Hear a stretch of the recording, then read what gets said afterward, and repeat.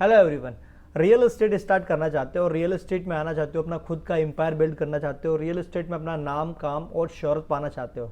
लेकिन real estate में आने से पहले आपको बहुत सारी चीज़ों का ऊपर ध्यान रखना पड़ेगा। बिकॉज रियल एस्टेट में आने के बाद में तो आपको काम करना ही है, वो बिल्कुल सही है।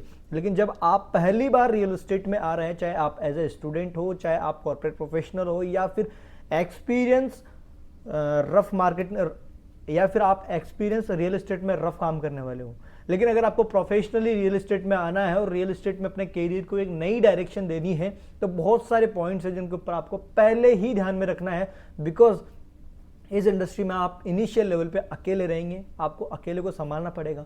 तो आपको पहले कुछ चीज़ों के ऊपर ध्यान रखना पड़ेगा, तभी आप इस इंडस्ट्री में बड़ा गेम, लंबा गेम खेल पाएंगे। मेरा नाम शिवकुश है और मैं रियल एस्टेट के अंदर पिछले 3 साल से काम कर रहा हूं और बहुत सारे लोगों के साथ में रियल एस्टेट का बिजनेस कर रहा हूं। Reset mindset. आपको first of all real estate में आने से पहले पैशंस क्या शब्द होता है, पैशंस का अर्थ समझ लेना है, मतलब सब्र करना सीख लेना है। बिकॉज रियल एस्टेट में डील्स आज आने से नहीं होगी, कल आने से नहीं होगी, 6 महीने बाद में नहीं होगी, कभी भी हो सकती है, लेकिन आपका पेशेंस लेवल चेक जरूर करेगा रियल एस्टेट। सेकंड, इसी के अंदर माइंडसेट के अंदर रिजेक्शन हैंडलिंग। रियल एस्टेट में आपको प्रोडक्ट को रिजेक्ट करता है आदमी, आपको रिजेक्ट नहीं करता है, यह आपको समझना पड़ेगा। तो रिजेक्शंस आपको इनिशियल लेवल पे आएंगे बिकॉज आपके पास नॉलेज नहीं है, आपको ऑब्जेक्शंस को हैंडल करने के टेक्निक्स नहीं है, आपको कॉल करने के तरीके पता नहीं है, आपको प्रोजेक्ट के क्यूएसपीज पता नहीं है, तो लोग आपको रिजेक्ट करेंगे, आपके प्रोडक्ट को रिजेक्ट करेंगे, आपको नहीं। तो आपको रिजेक्शन के लिए प्रॉपर रेडी रहना है, तभी आप इस बिजनेस के अंदर आगे की तरफ बढ़ पाएंगे। Second point, product clarity. आप देखो रियल एस्टेट में आ रहे हो तो प्रोडक्ट के अंदर बहुत सारी चीज़ें होती है, जैसे फ्लैट्स होते हैं, विलास होते हैं, फ्लैट प्लॉट्स होते हैं और पेंट हाउस होते हैं, मल्टीपल टाइप की प्रॉपर्टीज होती है। आप डिसाइड कीजिए कि आपको किस टाइप की प्रॉपर्टी के अंदर डील करनी है इनिशियल लेवल पे।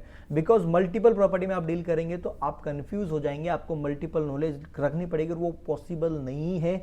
आप फिक्स एक कैटेगरी के अंदर काम कीजिए और उस कैटेगरी के अंदर भी आप स्पेसिफिक 2-3 प्रोजेक्ट्स के ऊपर काम कीजिए, सो दैट आप इजीली ग्रोथ कर पाएंगे। बिकॉज आपको ज़्यादा की नहीं, आपको फिक्स चीज़ों की ज़रूरत है इनिशियल लेवल पे, आप उन चीज़ों को ग्रैब कीजिए, देन आगे बढ़िए। थर्ड पॉइंट सबसे इंटरेस्टिंग है। रियल एस्टेट में बहुत सारे लोग आ जाते हैं, बहुत सारे लोग चले जाते हैं। कारण क्या है? बहुत सारे लोग आ तो जाते हैं लेकिन टिक नहीं पाते, चले जाते हैं। कारण क्या है? उन्हें एक्चुअली काम करने के टेक्निक्स पता नहीं होते हैं।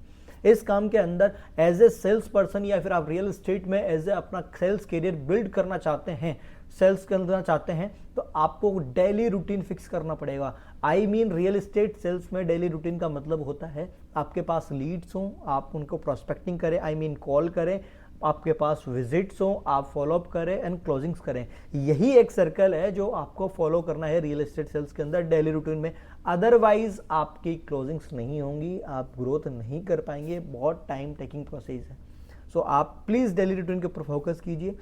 फोर्थ सबसे इंटरेस्टिंग, रियल एस्टेट में आने से पहले आपको थोड़ी बहुत जानकारी एक बार मार्केटिंग करने की सीखनी पड़ेगी, मार्केटिंग करने के तरीके भी आपको सीखने पड़ेंगे और आपको लिस्ट बनानी पड़ेगी कस्टमर्स की। बिकॉज आप रियल एस्टेट स्टार्ट तो कर लेंगे, स्टार्ट करने के बाद में प्लॉट किसे देंगे, प्रॉपर्टी किसे देंगे, फ्लैट्स किसे देंगे, विला किसे देंगे, आप सजेस्ट किसे करेंगे।